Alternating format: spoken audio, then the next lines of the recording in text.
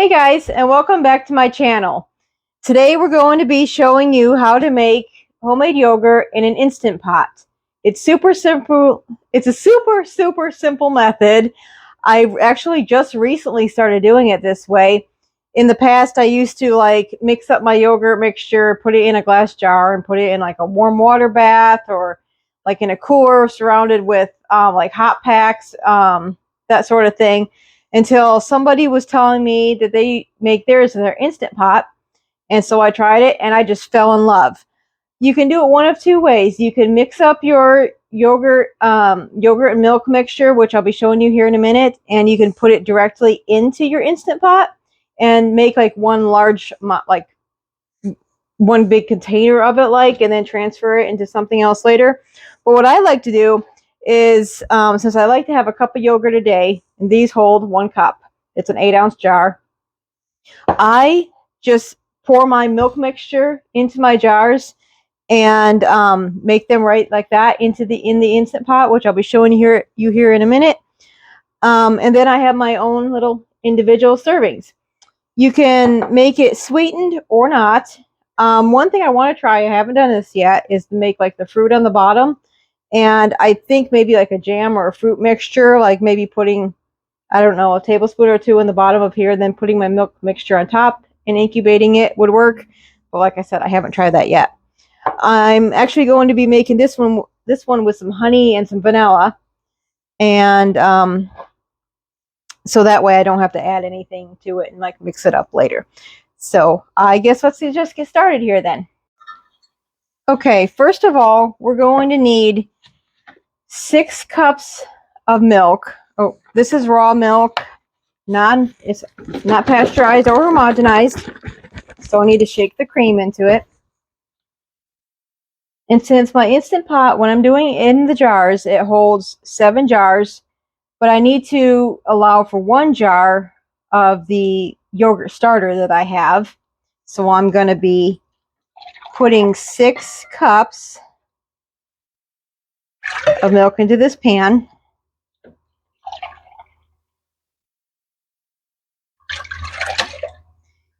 And we're going to warm it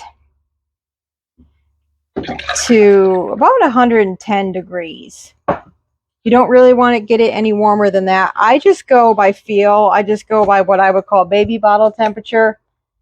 But for those that have a thermometer and want to use a thermometer, I would go like 110, no higher. Now that is if you want to retain the nutritional aspect and the properties in the raw milk. Sorry, my mind wandered for a minute there.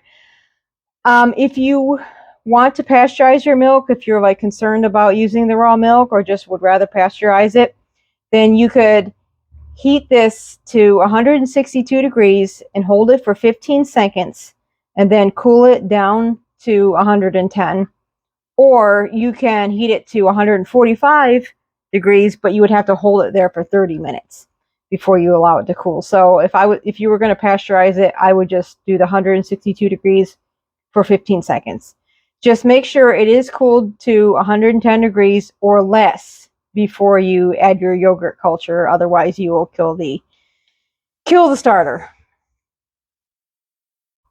While your milk is heating, I'm going to mix together my yogurt starter and my honey, because I'm going to sweeten this with honey. You would just do this to taste. I'm kind of guesstimating at this. I'm going to put like a half a cup in, because that's going to be just a tad bit over a tablespoon per jar, and a lot of people probably would not want theirs that sweet. I'm afraid I have a bit of a sweet tooth, and I also want to have the benefit of the honey, so I don't mind using that much. So I'm going to take my half a cup of honey, and then that's warm enough now. I'll shut that off and set that aside. Okay, so if you're using a starter culture, I meant like a package culture, like a powder, you'll just want to follow the manufacturer's directions on that. It's been years and years since I used one, so I hardly remember how. But if you're going to use yogurt for a starter, I just kept back 1 jar from my last batch, and that's what you'll do here. You'll just continue to just keep a jar back from the previous batch for your current batch. To actually start it, just go to the store and get a little carton of some kind of plain yogurt, like Greek yogurt or even just regular plain yogurt. But you will want to make sure it says live active cultures on it. Most of them do have that, but not all yogurts actually do, which aren't actually true yogurts, but they're sold as yogurt. But just make sure it says live active cultures. And yeah, get like a plain. I think I actually started this with vanilla, but it still worked. Anyway, so we're going to put this in here.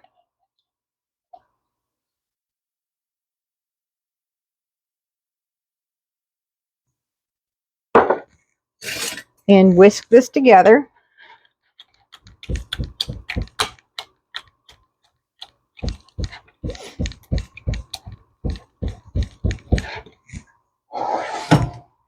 Actually going to add just a little bit of the milk to it so it mixes in better. Now I guess I can do this.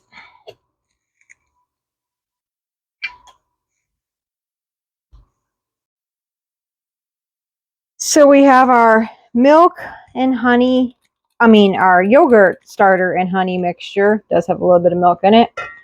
Mixed together, it's smooth. I'm just going to pour that in.